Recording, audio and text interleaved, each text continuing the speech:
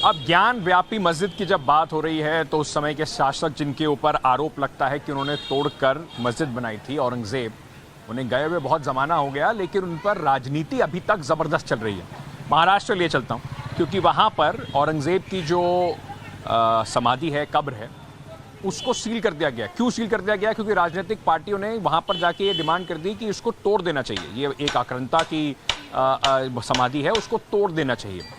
अब ये एक ASI प्रोटेक्टेड मॉन्यूमेंट है, यानी कि आर्कियोलॉजिकल सर्वे ऑफ इंडिया का प्रोटेक्टेड मॉन्यूमेंट है। जैसे इस तरह की बातें हुई तो उन्होंने तुरंत वहाँ की सुरक्षा बढ़ाई और 5 दिन के लिए वहाँ पर किसी को भी आने जाने से रोक दिया गया है। देखिए रिपोर्ट।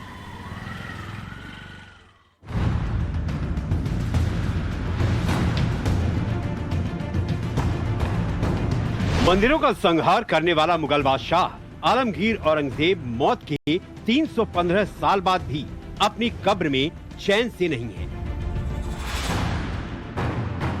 ज्ञानवापी विवाद के बीच असदुद्दीन ओवैसी के भाई अकबरुद्दीन ओवैसी ने मुगल बादशाह की कब्र पर सजदा किया, कब्र पर चादर और फूल चढ़ाए। इसके बाद महाराष्ट्र की राजनीति गर्म हो गई। MNS ने सवाल उठाए, शिवाजी की धरती पर औरंगजेब का क्या काम है?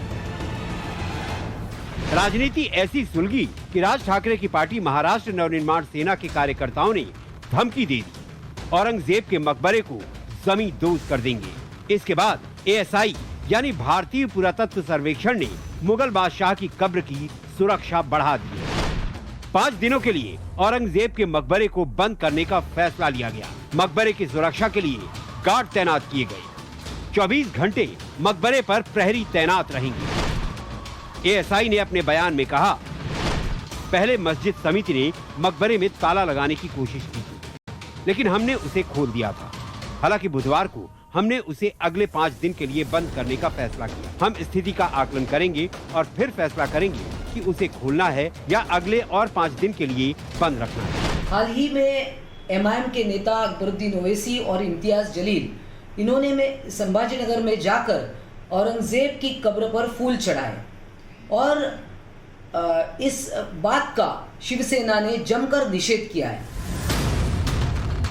महाराष्ट्र की सियासत में पहले लाउडस्पीकर और हनुमान चालीसा को लेकर तलवारें खींची थी और अब औरंगजेब को लेकर विवाद भड़क गया है। बीजेपी औरंगजेब का मुद्दा सुलगाकर उद्धव को निशाने पर लिए हुए।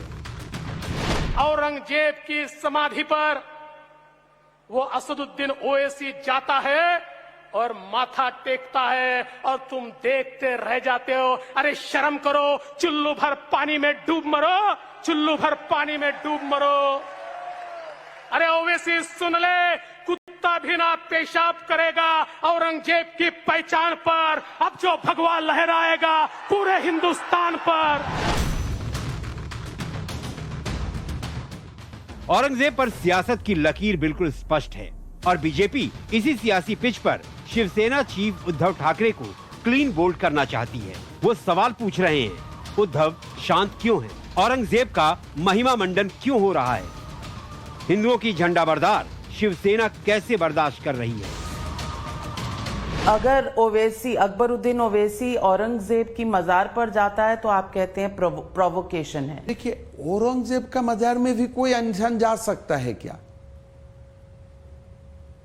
आप औरंगजेब का मजार में जाएगा, काल आप बोलेगा कि मैं वो अल कायदा वाला का मजार में जाऊंगा, और फिर आप देश का संसद भी है। जो औरंगजेब ने देश को तबाह कर दिया, उनका मजार में आप क्यों जाते हो? Unless he is your father. आपका पिता है तो आप जाइए, मैं आपत्ति नहीं करता हूं, बट अदरवाइज आप क्यों जाते हो?